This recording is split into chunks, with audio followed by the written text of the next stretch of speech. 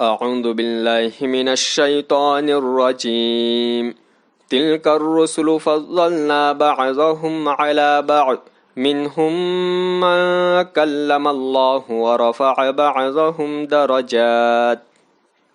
ہم نے ان پیغمبروں میں بھی بعض کو بعض پر فضیلت دی ہے۔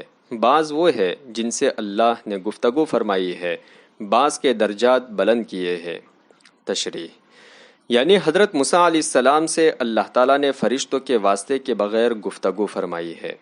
یوں تو انبیاء سبھی برگزیدہ اور اللہ کے مقبول ترین بندے ہیں، ان سب کا احترام مومن ہونے کے لیے ضروری ہے، اور ان میں سے کسی کی بھی ادنا اہانت ایمان سے محرومی کا باعث ہے، لیکن ان میں بھی درجات ہے۔ پیغمبر اسلام جناب محمد رسول اللہ صلی اللہ علیہ وسلم تمام انبیاء پر افضل ہے۔ آپ صلی اللہ علیہ وسلم پر ختم نبوت اور آپ کی امت کو سب سے بہتر امت یعنی خیر امت قرار دینے میں اس کا اشارہ موجود ہے۔ حدیث کثرت سے اس پر شاہد ہے، اور اہل سنت والجماعت کا اس پر اجماع و اتفاق ہے۔ آپ صلی اللہ علیہ وسلم نے جو دوسرے انبیاء پر آپ کو ترجیح دینے سے منع فرمایا ہے، جیسے ارشاد ہوا لا تخیرونی علی موسیٰ، اس کا مقصد یہ ہے کہ جب لوگ انبیاء کے درمیان ترجیح دینا شروع کریں گے اور دوسرے انبیاء کرام پر آپ صلی اللہ علیہ وسلم کی فضیلت بیان کریں گے تو اندیشہ ہے کہ حد سے گزر جائے اور کوئی ایسی بات کہہ دے جو دوسرے انبیاء کی اہانت کا باعث ہو، اس لیے لوگوں کو ایسی گفتگو سے آپ صلی اللہ علیہ وسلم نے منع فرمایا ہے۔ وَآتَيْنَا عِيسَى ابْنَ مَرْيَمَ الْبَيِّنَاتِ وَأَيَّدْنَاهُ بِرُوحِ الْقُدُسِ، اور عیسیٰ بن مریم کو کھلی ہوئی دلیل عطا کی اور روح القدس سے ان کی مدد کی۔ تشریح روح القدس سے حضرت جبرائیل علیہ السلام مراد ہے۔ وَلَوْ شَاءَ اللَّهُ مَا اقْتَتَلَ الَّذِينَ مِن بَعْدِهِم مِّن بَعْدِ مَا جَاءَتْهُمُ الْبَيِّنَاتُ وَلَكِنِ اخْتَلَفُوا فَمِنْهُم مَّنْ آمَنَ وَمِنْهُم مَّن كَفَرَ وَلَوْ شَاءَ اللَّهُ مَا اقْتَتَلُوا وَلَكِنَّ اللَّهَ يَفْعَلُ مَا يُرِيدُ۔ اگر اللہ چاہتے تو کھلی ہوئی دلیلیں آ جانے کے باوجود ان رسولوں کے بعد آنے والے آپس میں قتل و قتال نہ کرتے، لیکن ان لوگوں نے اختلاف کیا، بعض ایمان لائے اور بعض نے کفر کیا، اور اگر اللہ چاہتے تو یہ آپس میں نہ لڑتے، لیکن اللہ جو چاہتے ہیں کرتے ہیں۔ تشریح اس میں آپ صلی اللہ علیہ وسلم کی دلداری اور تسلی ہے کہ لوگوں کی مخالفت سے رنجیدہ نہ ہو۔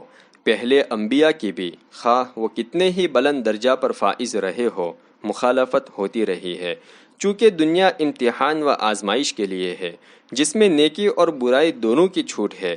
اسی بنیاد پر آخرت میں جزا و سزا قائم ہوگی، اس لیے اس اختلاف کے پیچھے مشیت الہی کار فرما ہے۔ اللہ چاہتے تو غیب کو شہود بنا دیتے، اور جو باتیں غیب کے پردے میں چھپی ہے انسان ان کو اپنی آنکھوں سے دیکھ لیتا، اور ہر شخص ایمان لے آتا، نہ کفر ہوتا نہ مخالفت ہوتی۔ یا ایہا الذین آمنوا انفقوا مما رزقناکم من قبل ان یأتی یوم لا بیع فیہ ولا خلة ولا شفاعہ والکافرون هم الظالمون۔ اے ایمان والو، اس دن کے آنے سے پہلے جب نہ خرید و فروخت ہوگی، نہ کوئی دوستی اور سفارش کام آئے گی، ہم نے تم کو جو کچھ عطا کیا ہے اس میں سے خرچ کرو، اور جو لوگ کفر کرتے ہیں وہی اصل میں ظالم ہے۔ اللہ لا الہ الا هو الحی القیوم لا تأخذہ سنۃ ولا نوم لہ ما فی السماوات وما فی الارض۔ اللہ جو زندہ جاوید ہے، جو کائنات کے نظم کو تھامے ہوئے ہے، اس کے سوا کوئی معبود نہیں، نہ اس کو اونگ آتی ہے اور نہ نیند۔ زمین اور آسمانوں میں جو کچھ ہے اسی کا ہے۔ تشریح ابن کثیر نے حیٌ کی تفسیر الذی لا یموت ابدا یعنی جس کو کبھی موت نہیں آئے گی سے کی ہے۔ اس رعایت سے اس کا ترجمہ زندہ جاوید کیا گیا ہے۔ بائبل میں اللہ کے تھک جانے اور تھک کر آرام کرنے اور سستانے کا ذکر ہے۔ غالباً قرآن نے اسی باطل خیال کی تردید کی طرف اشارہ کیا ہے۔ اس سے یہ بھی معلوم ہوا کہ جس کو نیند اور اونگ آتی ہو اور جو تکان سے دوچار ہوتا ہو وہ انسان کا معبود نہیں ہو سکتا۔ من ذا الذی یشفع عنده الا بإذنه يعلم ما بين أيديهم وما خلفهم ولا يحيطون بشيء من علمه إلا بما شاء وسع كرسيه السماوات والأرض ولا يؤوده حفظهما وهو العلي العظيم۔ کون ہے جو اس کے سامنے اس کی اجازت کے بغیر سفارش کرے؟ وہ اسے بھی جانتا ہے جو مخلوقات کے سامنے ہے اور اسے بھی جو ان سے اوجل ہے۔ بندے اس کے علم کا ذرہ بھی احاطہ نہیں کر سکتے سوائے ان باتوں کے علم کے جو خود اللہ دینا چاہے۔ اس کے اقتدار کی کرسی آسمانوں کو اور زمین کو گھیرے ہوئے ہے۔ زمین و آسمان کی حفاظت اس پر دشوار نہیں ہے اور وہ بلند و عظیم ذات ہے۔ تشریح یعنی قیامت میں انبیاء، شہداء اور بعض صالحین کو شفاعت کا حق دیا جائے گا، لیکن یہ شفاعت بھی اللہ تعالیٰ کی اجازت کے تابع ہوگی۔ اللہ جس کی شفاعت کی اجازت دیں گے انہی کے لیے یہ حضرات شفاعت کریں گے، اور اس کے لیے اولین شرط ایمان کی ہے۔ جن لوگوں کی موت کفر و شرک پر ہوگی، چونکہ اللہ تعالیٰ نے خود اصول مقرر کر دیا ہے کہ شرک کو معاف نہیں فرمائیں گے، ان اللہ لا یغفر ان یشرک بہ، اس لیے ان کے لیے شفاعت کی اجازت بھی نہ ہوگی۔ اس میں مشرکین کے علاوہ ان مسلمانوں کے لیے بھی سخت تنبیہ ہے جو قبروں کو سجدہ کرتے اور ان سے مرادیں مانگتے ہیں، یا اولیاء اللہ کو کائنات میں متصرف کہتے ہیں کہ یہ سب مشرکانہ افعال ہے۔ اللہ ہم سب کی حفاظت فرمائے۔ یہ آیت نمبر 255 آیت الکرسی کہلاتی ہے۔ اس میں اللہ تعالیٰ کی توحید کو واضح طور پر بتایا گیا ہے اور شرک کی صاف طور پر تردید کی گئی ہے۔ اسی لیے آپ صلی اللہ علیہ وسلم نے اس کو قرآن کی سب سے عظیم آیت قرار دیا۔ ایک حدیث میں ہے کہ آپ صلی اللہ علیہ وسلم نے اس کو قرآن کی تمام آیتوں کا سردار قرار دیا ہے۔ حضرت ابو ہریرہ رضی اللہ تعالی عنہ سے مروی ہے کہ آپ صلی اللہ علیہ وسلم نے فرمایا، جو شخص رات میں سوتے وقت اس آیت کو پڑھ لے صبح تک شیطان سے اس کی حفاظت ہوگی۔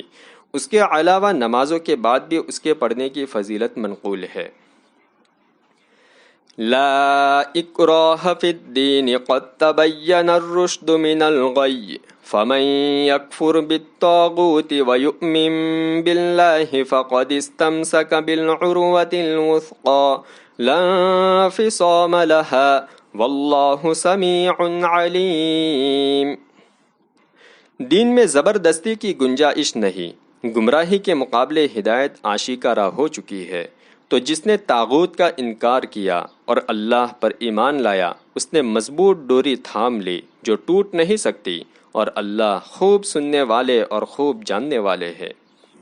تشریح خدا کے سوا جن کی پرستش کی جائے، جیسے بت، یا جو انسان کے خدا سے سرتابی اور نافرمانی کا سبب ہو، جیسے شیطان اور سرداران کفار، یہ سب طاغوت میں داخل ہے۔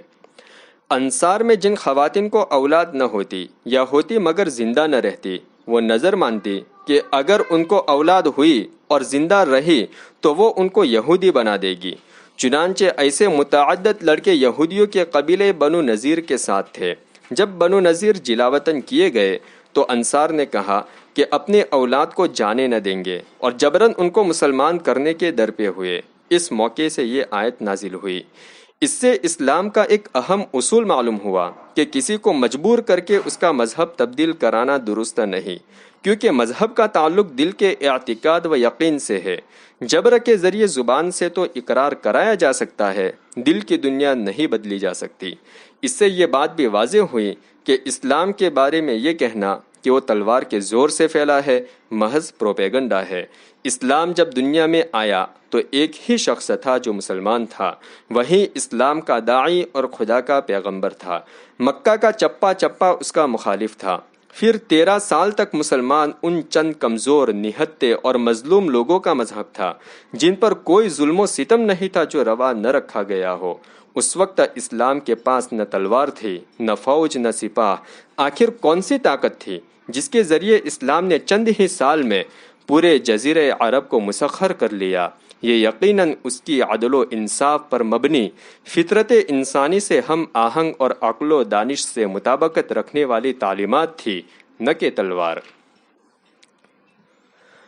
اللہ ولی الذین آمنوا یخرجہم من الظلمات الی النور والذین کفروا اولیاؤہم الطاغوت یخرجونہم من النور الی الظلمات اولئک اصحاب النار ہم فیہا خالدون۔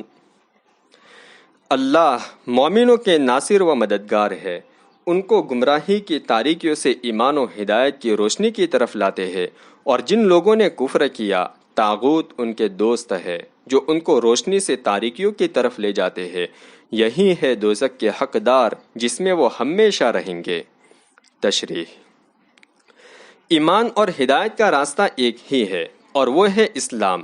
کفر و شرک کے 1000 راستے ہیں۔ خدا کا انکار، خدا کو ماننا لیکن ایک سے زیادہ، خدا کے لیے خاندان اور کنبہ کا ماننا، خدا کو ذات کے اعتبار سے ایک ماننا لیکن خدا کی صفات اور اختیارات میں دوسروں کو شریک سمجھنا، خدا کی ذات و صفات میں اس کو یکتا ماننا لیکن اللہ کے حقوق میں دوسروں کو شریک کرنا، جیسے غیر اللہ کو سجدہ کرنا، غیر اللہ کی نظر و نیاز ماننا، دین کے کسی یقینی حکم کا انکار کر جانا، غرض کفر کے کتنے ہی راستے ہیں۔